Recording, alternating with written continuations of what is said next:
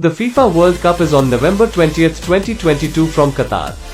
Wow, let that sink into your mind.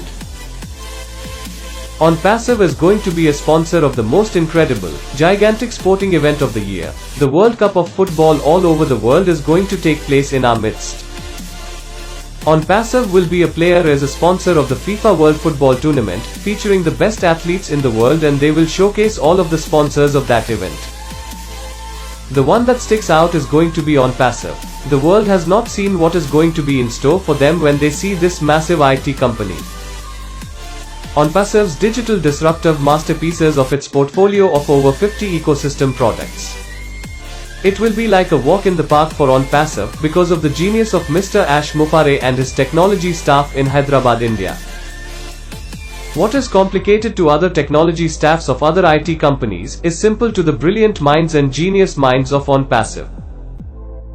OnPassive will show the world how it is going to dominate the internet and beyond. OnPassive is like the glass house on the hill without hiding what is inside of this massive company. What will be revealed to the largest audience to view a sports event are the totally disruptive digital products of OnPassive that are above market value. That phrase has never been stated by any other business. Imagine when we see the first of OnPassive's commercials about its products at the FIFA World Cup. The emotions that have been pinned up in all of us founders will be extraordinary. Unsurpassed happiness and joy, knowing that OnPassive has arrived in all its greatness to the benefit of all of us who have been losers in businesses.